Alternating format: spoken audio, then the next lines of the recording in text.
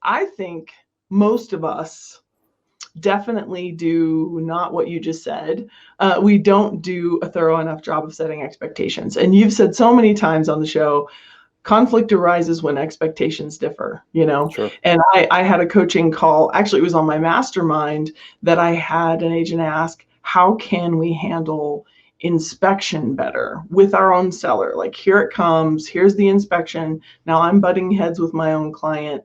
And we went back through, okay, how did you discuss this in advance?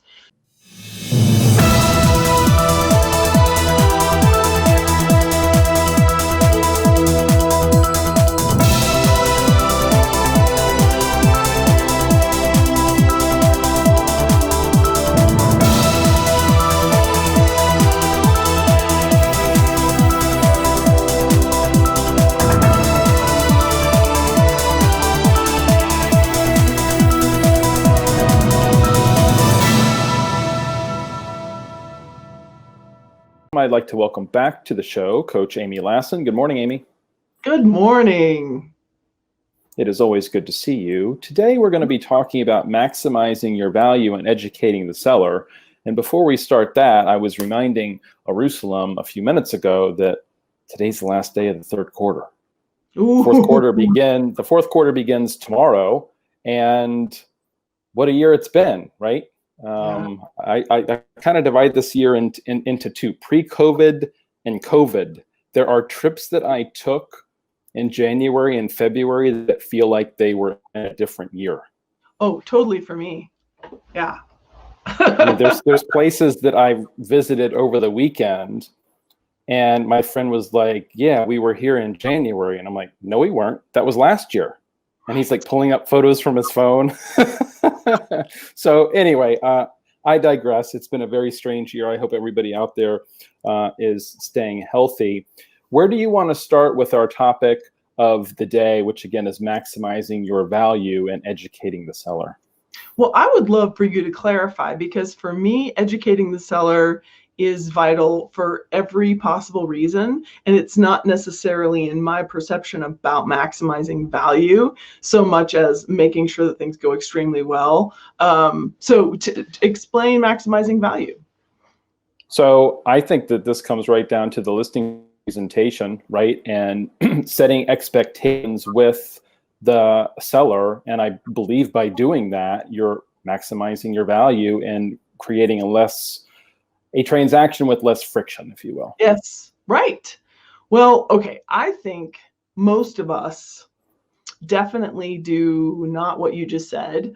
We don't do a thorough enough job of setting expectations. And you've said so many times on the show, conflict arises when expectations differ, Sure. And I had a coaching call, actually it was on my mastermind, that I had an agent ask, how can we handle inspection better with our own seller? Like, here it comes, here's the inspection, now I'm butting heads with my own client. And we went back through, okay, how did you discuss this in advance? So here's what I want to say, and Charlie, you decide how granular we get. Like, are we going to walk them through the listing presentation checklist style? So how many things do I need to cover before I put a sign in the yard? All the things. Right. To be super thorough. And then people who say, well, they don't have time for that. Or I had a coaching client week after week, her issue was sellers would bully her into doing things their way. Or, we had to go on the market in 3 days. I just didn't get to do my process. I said, why? Why did you have to go on the market in 3 days? Well, that's what the seller expected. I'm like, why did the seller expect that? Right? Seriously, who made that rule? And when people say, I'm in a hurry, it's rare that they really do have this 48-hour pants on fire, gotta sell it, right? That's super rare. So I think it's up to us to figure out what our standard is and to be really confident about sharing it, right?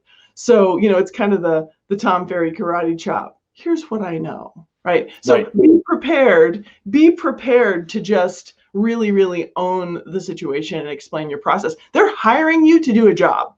If they have to boss you around and tell you how to do it, they're also going to be insecure that you don't know what you're doing, I think. Well, and yeah, I mean, I think that it's up to the agent to set the tone. And if somebody speeds things along, the seller and why that may not be appropriate in this case, and then they can always decide, right? Sure. If they're in a special circumstance or whatever, fine. But so we were using the home. It's an outlier. That's a special circumstance. Agreed. I think most agents are going to say, you don't understand. Let me explain this one outlier like it's the rule. You've got to have your own rule that carries 90% of the time. Right. And Confidence I think practice will get you there.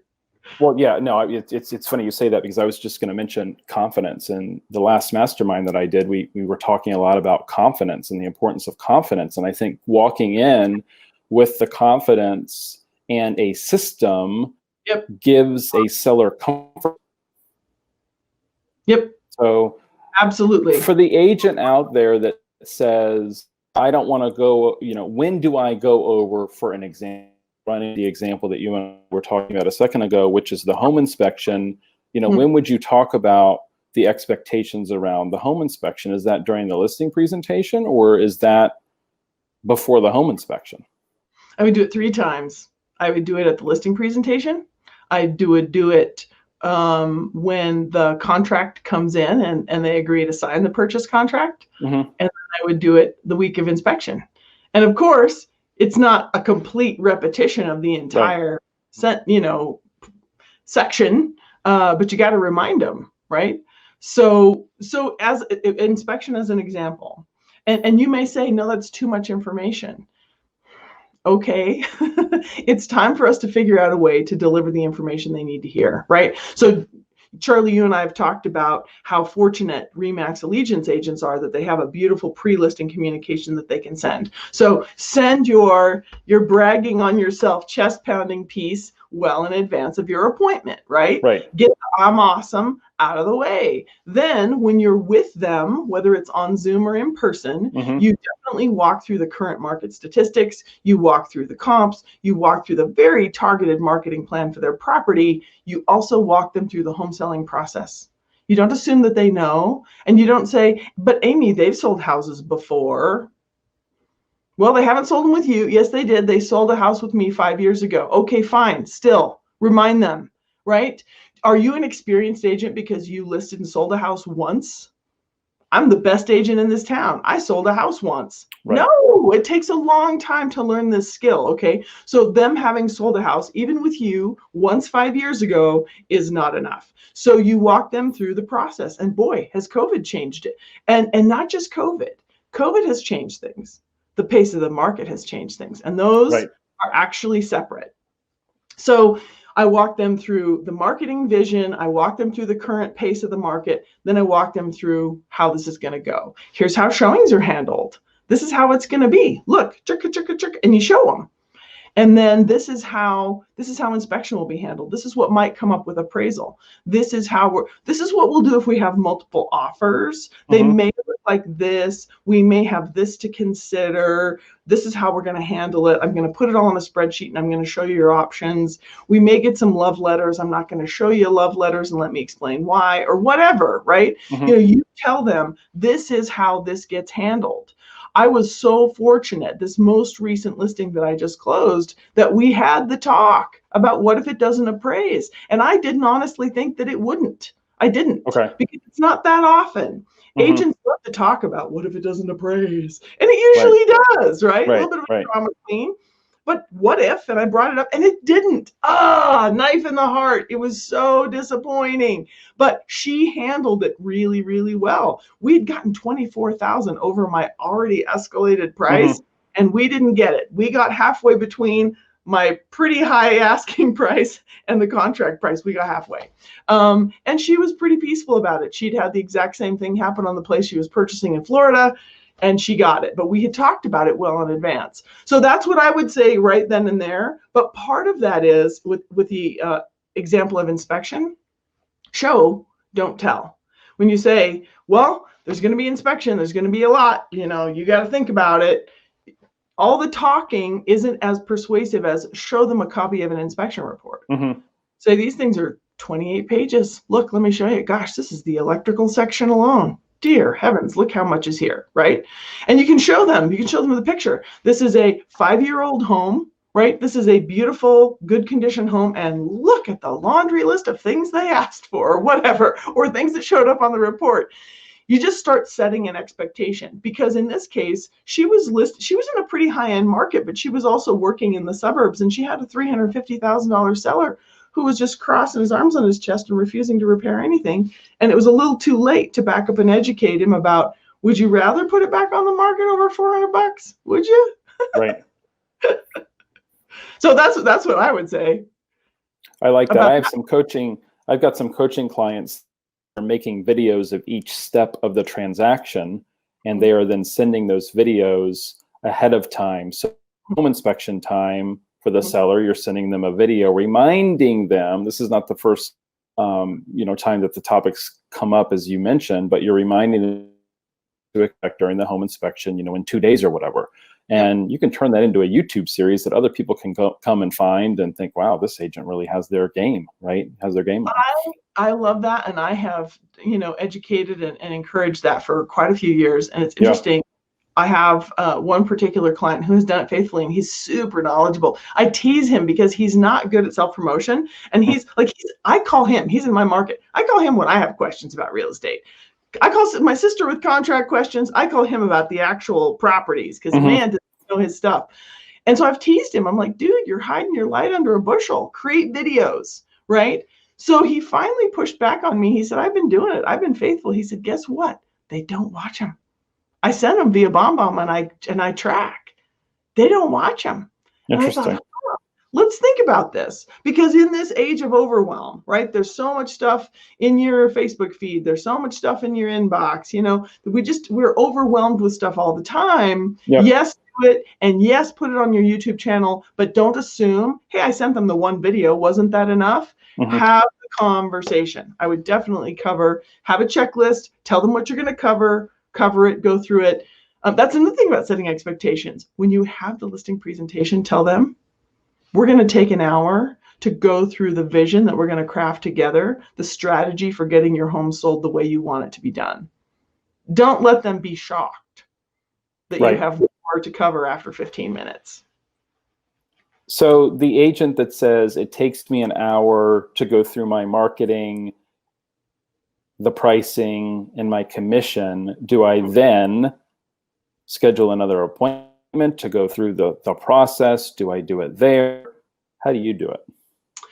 That's a really cool idea, Charlie, that I actually hadn't thought of until you just now said it. Like, I think most of us are terrified of a two-step right now because we may lose the listing. Oh, agree. Right? I don't think the second step takes place unless you have the listing. Right. I never thought of that until you said it. And now I'm thinking, this is golden.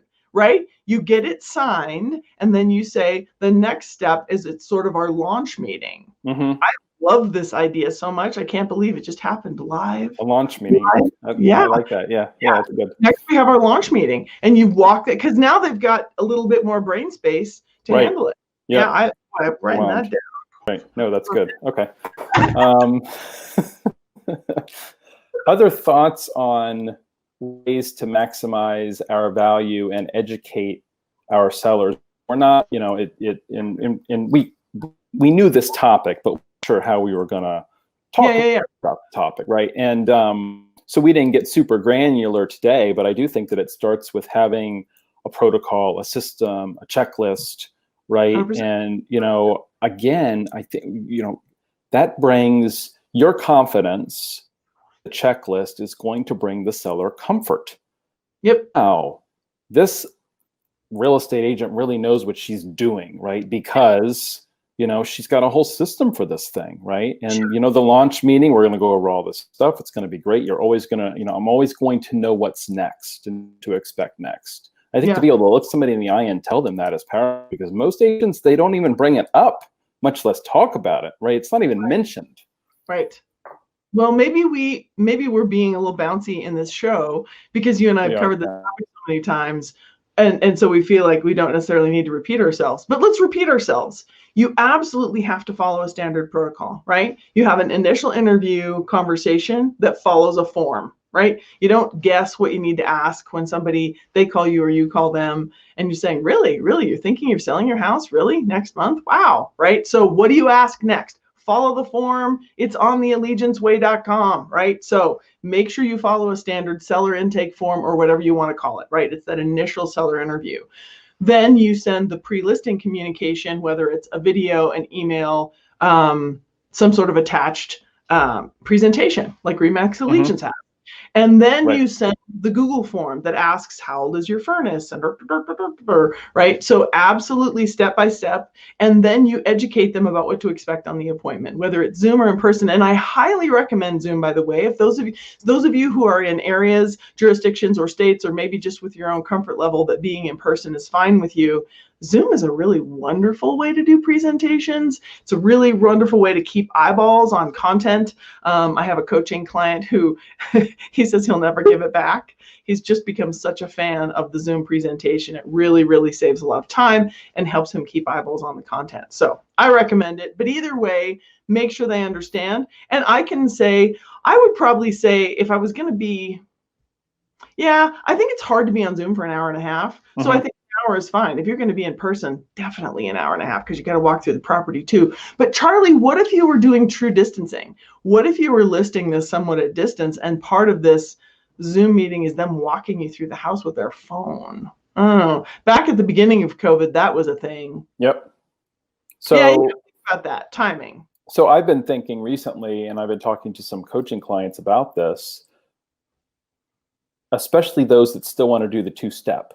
Right? I want to go and I want to look at the house first. And I'm like, be careful, because if you're competing, someone else is going to swoop in and they're going to get it on the first step. I said, if the MLS and your questions to the seller do not paint a good enough picture of the house for you to feel comfortable about pricing it, then why don't you get on Zoom or FaceTime with them and have them do a walkthrough and just say, this is what we're doing in COVID times. That way we're limiting our face-to-face time together. And the agent's like, oh yeah, that makes sense. So a quick walkthrough, that way you have an idea of, that kitchen really is a dump, or wow, it's gorgeous. They really did just, redo it, during COVID or whatever. I think that makes a lot of sense. And then you're confident. Again, if you don't know what to expect, you're not going to be. And really nothing, I think, cuts confidence off at the knees is not and walking in and realizing that the picture you had of the house is totally not the reality. Yeah. And that's often because we didn't ask the right questions. Yeah, good point. Good point. So I think you're making a couple of super great points. The pace of this market is such that homes are selling quickly. And so you need to be prepared to pounce, right? And I'm not saying rush your schedule or shortcut your process, but be in a hurry to be in communication with the seller, and be proactive about price. I never recommend buying listings by making up numbers that they can never get, right? Right. Whatever the last agent is, I promise 20,000 higher. Heavens no. But for those of you who are maybe losing out on price, be as educated as possible about what really is possible. Because sometimes those of us who try to be eminently fair and conservative, we're shooting ourselves in the foot when someone else comes and says, no, I can get you the moon and the stars. And then they do. And you're like, oh, how did I not see that coming? So really, really be strong, be well prepared. That's a heck of a way to create confidence. Be well prepared for the appointment.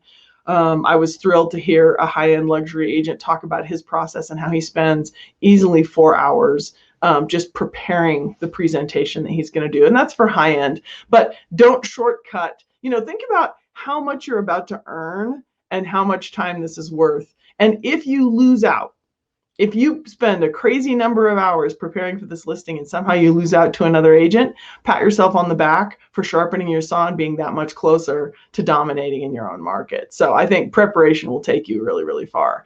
But we were supposed to talk today about educating the seller. So Charlie, let's talk about all the other things that you could set better expectations about. Because what are the things that cause pain, or worse, pain and it blows up? Or worse, pain, it blows up and they don't work with you going forward. Right. I think a lot of us are used to painful transactions and we pride ourselves on being good firefighters. Oh man, I saved that one. Saved it again. Rush of adrenaline, right?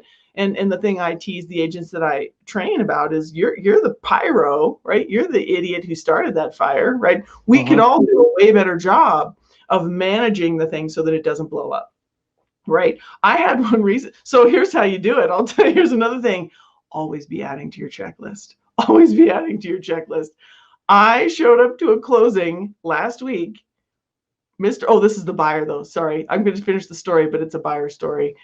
Okay. The buyer had moved from another state and discovered that he couldn't get a cashier's check, had to have the funds wired, and couldn't get the funds wired because he had to be in person in Arizona. I'm in Colorado. Like they wouldn't let him send a wire without signing in person. I'm like, oh my gosh. How did I not ask? Do you know where your money is? And do you know how to get at it? Right? Yep. That went on my checklist. Yeah. So everything for sellers, boy, when new stuff comes up, don't say, wow, that was a one-off. Add it to your process, right? So Charlie, besides inspection, which can really be a big bugaboo, what would you say are other things that we could set better expectations around? Appraisal. You Yes. alluded to that earlier today. Yes. Pricing. I think if we're going to price, the seller needs to know that could be, fraught with issues. Yep.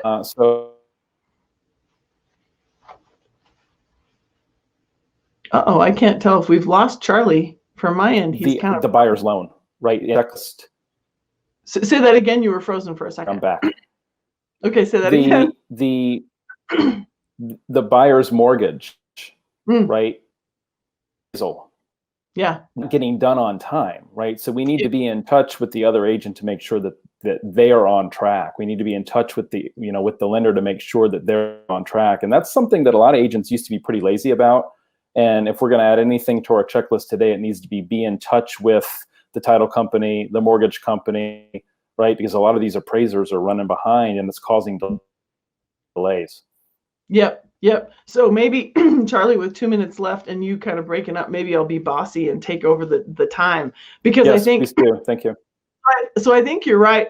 I think you're right about appraisal. So make sure you explain what are the possibilities that could happen with appraisal. You explain even, selling to a VA or an FHA borrower, if you've got a seller who says, I don't want to make any repairs, if these are repairs that will hold up those types of loans, the seller needs to understand that, right? Just say, I hear you, we're pricing it accordingly, whatever that might be.